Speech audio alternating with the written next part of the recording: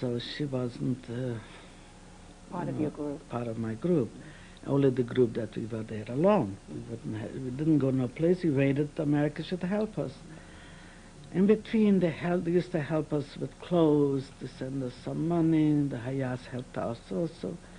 And the place that I was born, and that area, Maramarish, had an organization. They also sent us some stuff that we could have something to wear. Finally, when we got the visas, we all were assigned to different ships to go to different boats. We had to go to Gettysburg.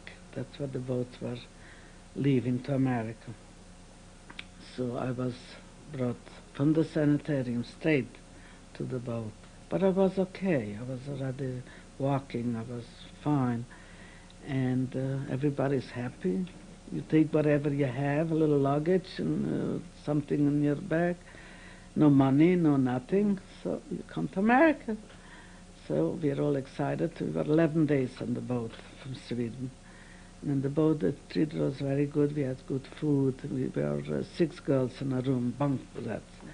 And finally we arrived in New York, excitement. Looked out from the ship. I remember looking out the window, seeing Statue of Liberty. We screamed, we carried on, we jumped, we did everything. So we started to line up, as they called our names, to come off the ship. And as we come off the ship, I saw somehow they took certain people on one side again, and the other people on another side. I didn't understand why. I didn't have anybody waiting for me to run to, so I stayed with the group. Finally, when everyone was out from the boat, they told us, a man from the Hayas came to tell us in Yiddish, because we couldn't speak English, that we're going to be sent to Ellis Island because we have no family and we have to make arrangement, somebody to sponsor you. The government doesn't want to take responsibility and you have to find somebody. So we went to Ellis Island. Some were taken out the next day, third day, the fourth day, the fifth day, were always less and less and less from the group. I was there for 10 days. I had nobody that could come to take me out. And I didn't know a name, nobody. So they said next day they had to send me back to Sweden. I had no family. So the Ayaz went and they put in my name in the Jewish newspaper forwards. And in the forwards, a family came and they were announcing Rivke Pollack come to the office, and I came to the office. And I was ready, prepared, they should take me away, and I thought, here I'm going away, back. So they take me in the office, and this family, Greenspan was their name, a nice woman, she comes over, hugs me, and she says, listen, Rivke, you're not going back to Sweden, you're coming with us. We put up $500 bond, and we're going to sponsor you, and you'll stay by us, and the government wouldn't be responsible for you. And she took me out from Ellis Island. That was after 10 days. So I was just speechless. I just didn't have words to say how grateful I was, and she dressed me, she bought me clothes, and she put me on my feet.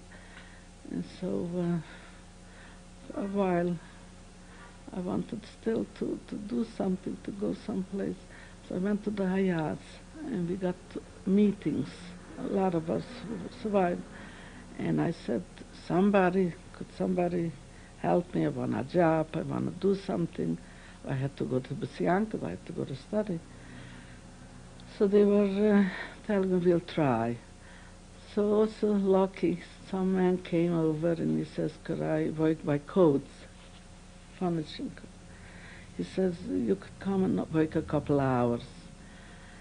I wasn't allowed to begin, so I said, gladly, anything, whatever. So the Yas told me they're going to give me $80 a month.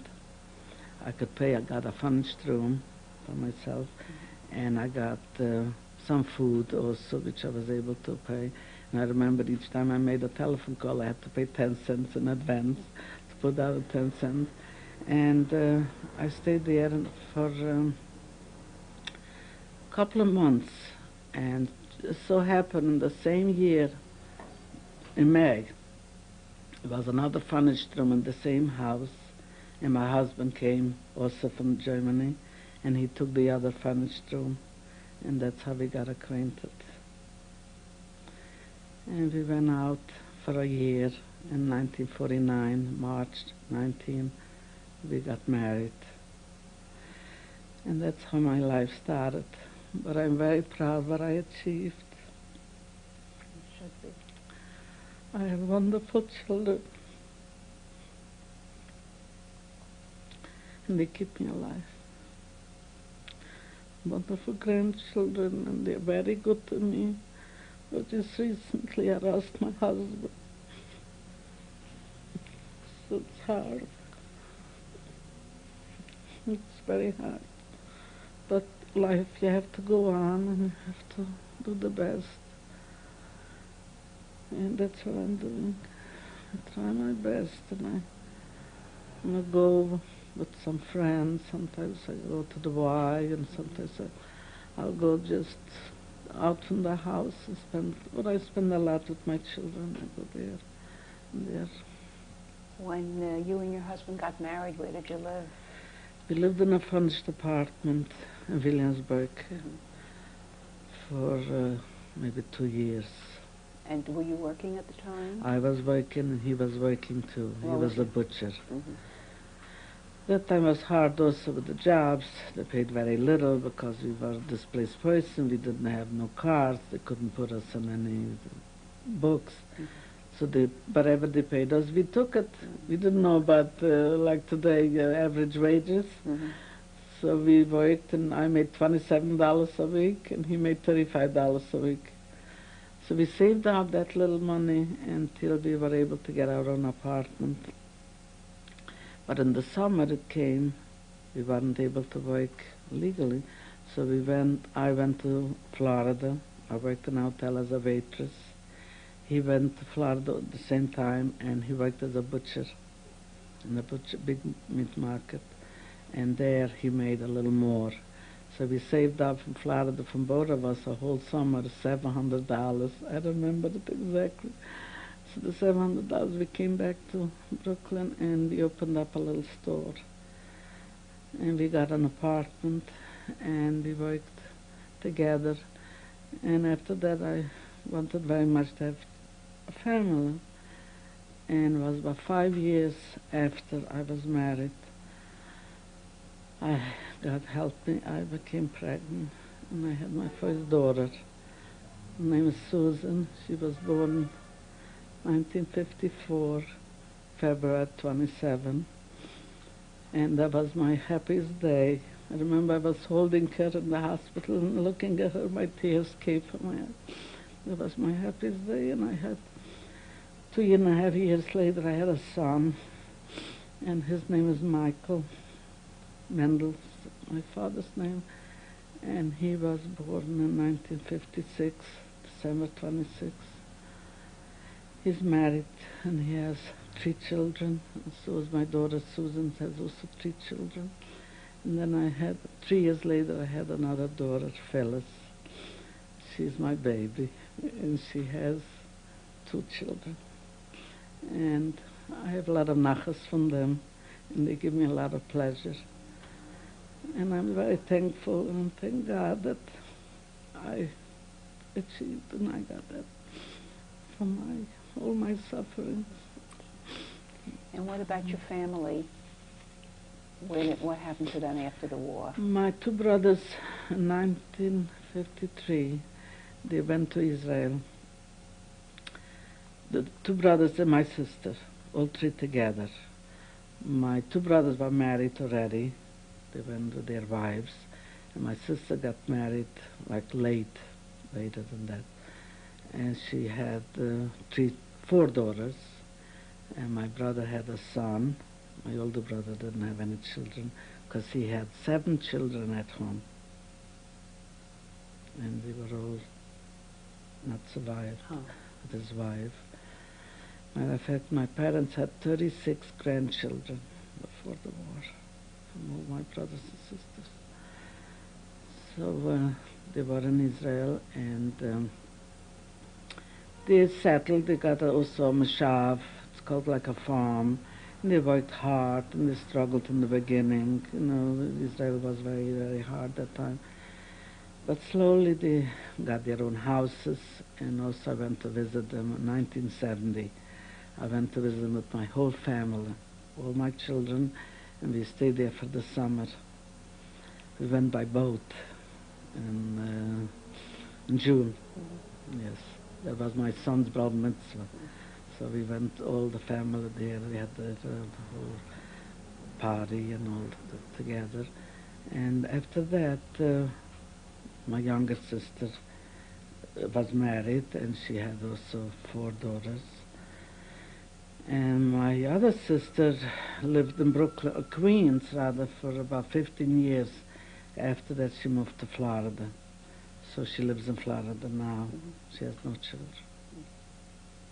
She has a husband, she has a beautiful home, and she's doing fine. How many children are left now? Just you and your sister? And one in 3 Israel? sisters. 3 sisters. That's all. Right. My 2 brothers are not alive. Only a son. There's still a son for my brother. And my other family, I still have a my grandfather, my mother's father remarried, and he had a second wife. From the second wife he had a daughter, and that daughter is in Israel. Her name is Blima. We call her Tante, and she lives in Israel, in Bnei Brak. And now she lives in Renana, and she has 3 children also, with about 7 grandchildren. So we're in touch. I went to Israel already 8 times. I went to bar mitzvahs and to weddings and to gatherings, and especially when my brother died, I went to a funeral.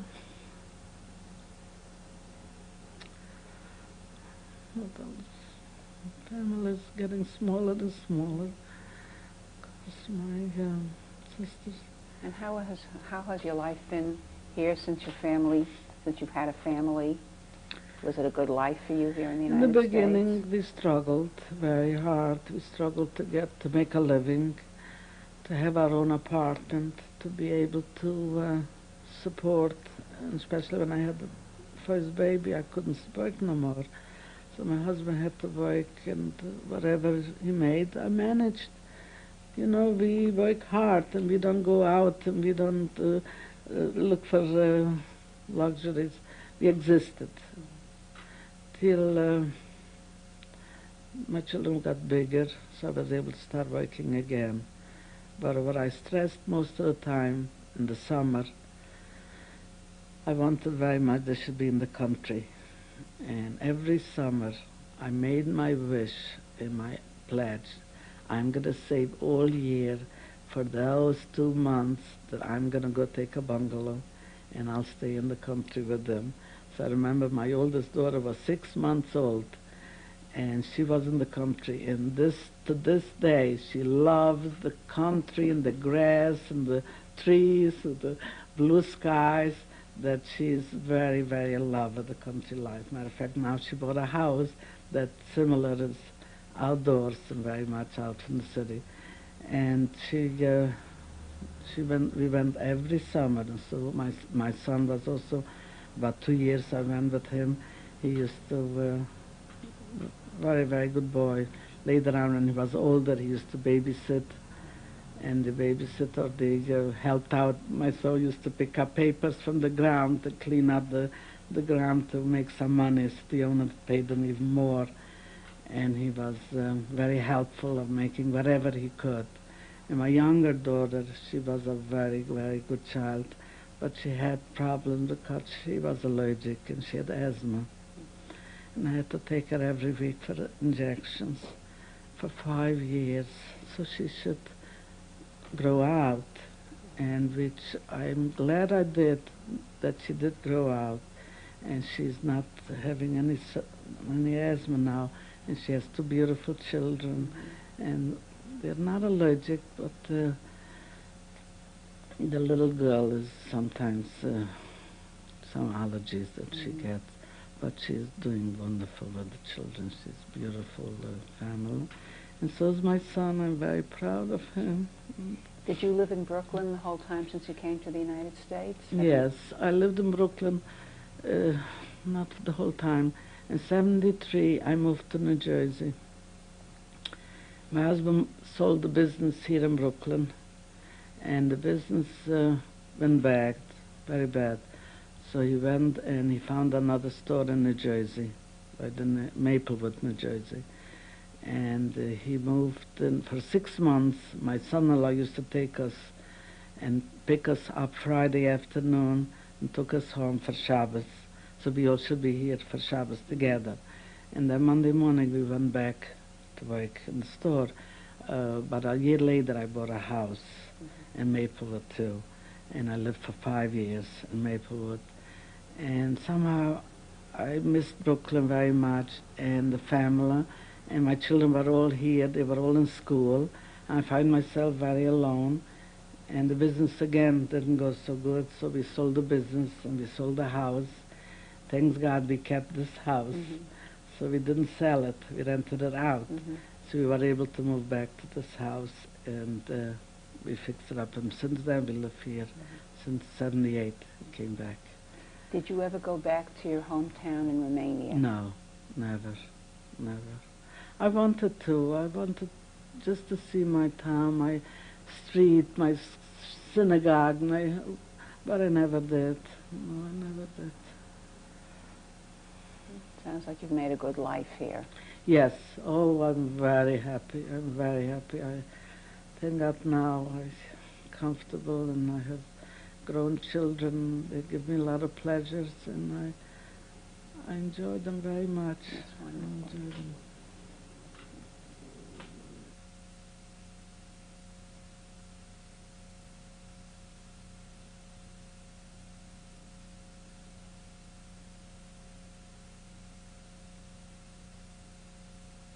Week 3 of our interview with Mrs. Regina Ganz. Is there anything else that you want to tell us, Regina, about your life, either before the war, during the war, or since the war has been over? Before the war, I could talk about my mother. She was a very good Yiddish mama, and she found a little boy, an orphanage, and nobody was able to take care of him. So we adopted him and brought it to our house, and we all raised him till the war broke out. And that was very heartbroken things. We didn't know where he is and whatever happened to him. But my most painful thing from all these years that I wanted so much to have pictures of my family, I couldn't save them. My pictures I was hiding under my dress on the chest till we through the ghetto. I kept them there, and until we got to Auschwitz, I kept them there. But when they got us changed our clothes to put us our striped dresses, they fell out, and they took those pictures away. So for that reason, I never got back anything. We don't have a picture of my mother at all. We don't know anybody that had one. So we couldn't, and I still don't have any. My other sisters don't have any. And that was very painful till today. And that was before the war.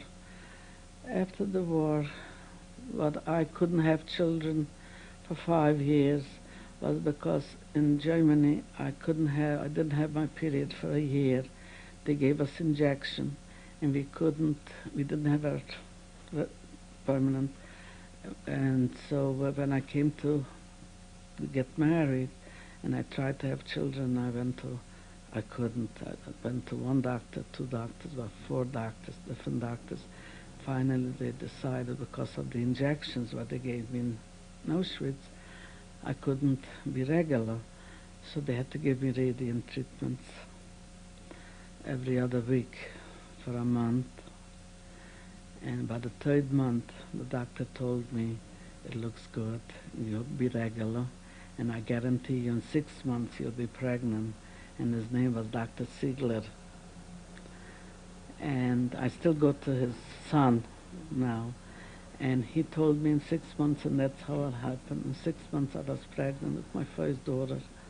And that's why I was so very, very happy. And it was my most important in my life to have a family. Because when I came here and I was alone, it was a very bitter thing. And that I didn't want. So that's why I said I must have a family, I must have more than one. And I, thank God, succeeded, and I had 3 children. And now I have 8 grandchildren, and they give me a lot of pleasure. And this is what I enjoy very much, and I thank God for that. And the other is, I have 2 sisters. My older sister helped me very much, and she saved me a lot in Auschwitz. And she helped me. So I have a younger sister that is in Israel, and I want to help her. So she wasn't doing so good in Israel. She struggled very hard. I always tried to help her, pack money, anything I was able to send to her. And if I make a trip, I was always staying with her in her house. And I saw what a hard life she has. But it was too late. She had already the children. I asked her to come here to America to stay with me. She says, my family, my life is here, and she couldn't just leave it and come here. But she came here already 2 times, and she's coming again this March. She'll be with me 3 months. So for her, I have very deep feelings because she's a wonderful, very good sister, and I love her very much. So the same as with my other family, with my aunt that is in Israel. I see her. She came also here. She stayed in my house also for about 6 weeks. And then her son came to stay here, and the daughter came. So we are continuing with the family, closeness, to be together. And I want my children to know them, and they were also in Israel. My granddaughter Sharon was in Israel, my granddaughter Lisa was in Israel, and my son was in Israel with his wife, and my daughter Phyllis was in Israel on her own to a kibbutz. She worked in a kibbutz the whole summer. So they have the feelings for our country, for our little land, that they could go back, and they have a big family there waiting for them. I was just there August. It was a bar mitzvah, my sister's grandson, and we went to the bar mitzvah, and this was the last time my husband was able to come with me. So we stayed there for 3 weeks, and they honored us, and they gave us so much respect and so much, the best time we ever had. And now my sister's coming here, and I hope to see her, and she'll be with me for a while. Is there anything else you would like to add at this time? Or from after the war? Any time at all. Anything that you feel you want to say on this interview? What I like to say, I was not well, as I wasn't well, and had trouble, and I had the bypass operation. It was 7 years ago, and since then, I'm okay. I take care of myself, and I'm under doctor's care, and they are always checking me. And then I became a diabetic, and I have problems with that.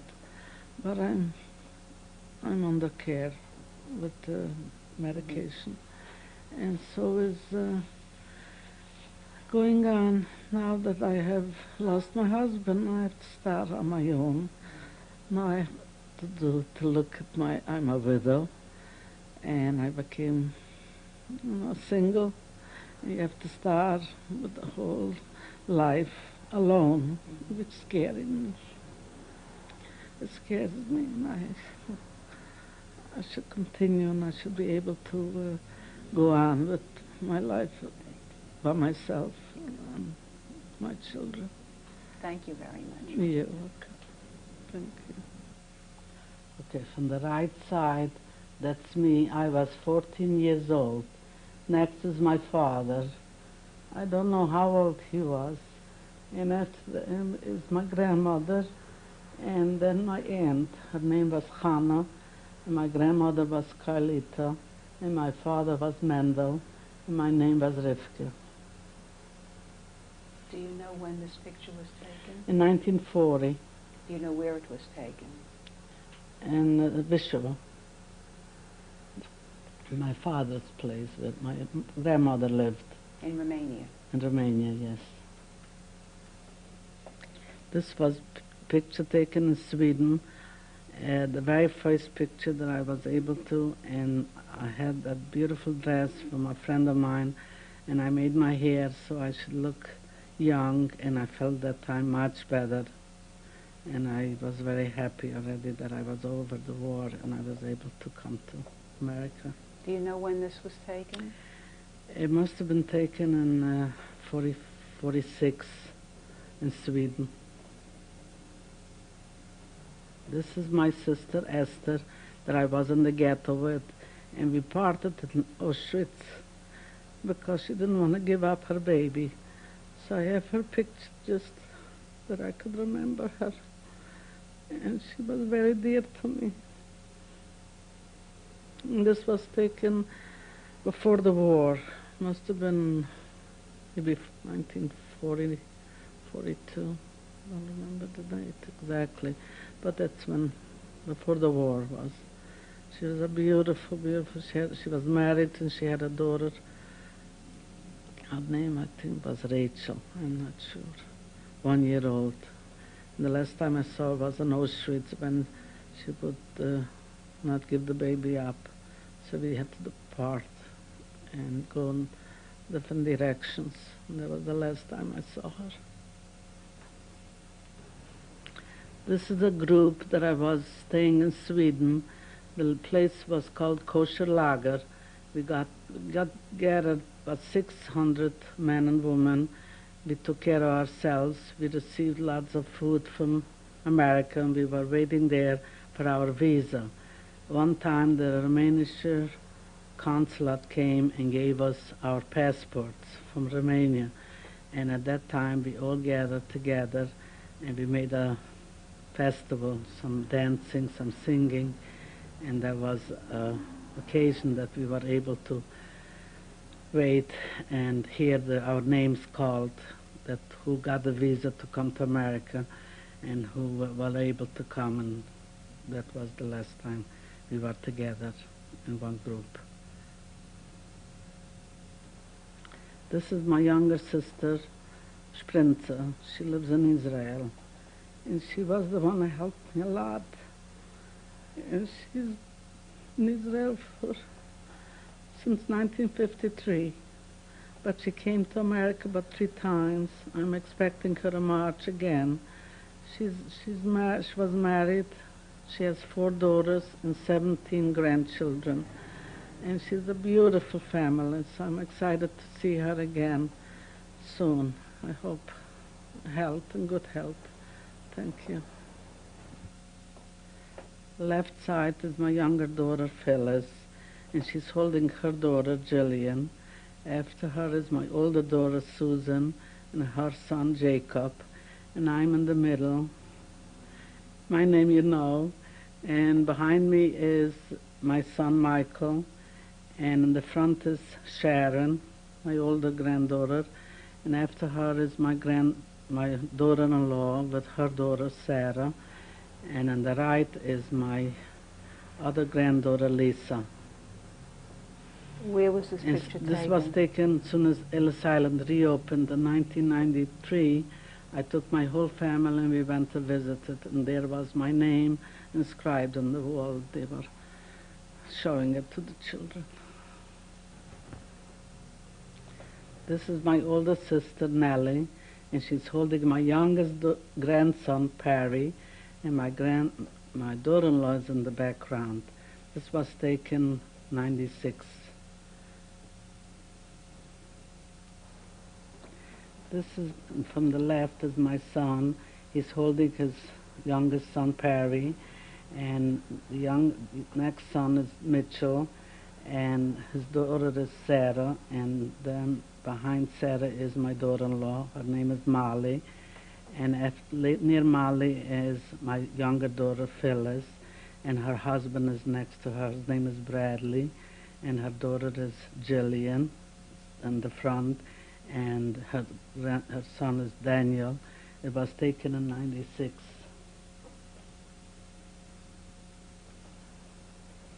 Starting from the right is my son Michael, his wife Molly.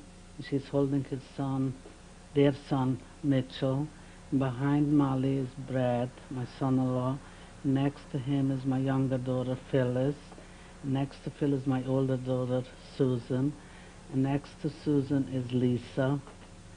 And the left side is my son-in-law Brad, my son-in-law Dove, and the front is Jacob, and in the bottom is Sharon, my oldest granddaughter, and my younger grandson Daniel, and me in the middle, and then it's my granddaughter Sarah and Jillian. When was this taken, Regina? In '87. This is my late husband with my grandson, taken in Bar Mitzvah of my grandson's '96. I was in Washington, the Holocaust Museum, and I met there Theodore Bacall, and he was so kind, and he took a picture, and he gave a beautiful concert, so I had to take this opportunity to take this. It was in '94, I think, the museum opened, the grand opening. And this is a very nice memory for me. Thank you.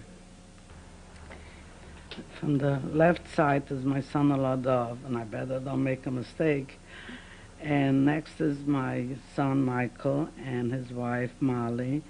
And next door is my sister Nellie, and that's me in the back. Next to my older sister Susan. And the lower is my grandson Daniel and Jillian and Mitchell and Sarah. And this was taken '96. This is, from the left is the mayor of Connecticut. And I was there donating money, and we also planted trees. So I got a big awards, and we celebrated with a lot of friends and family, and we had this in the building put in as a memory.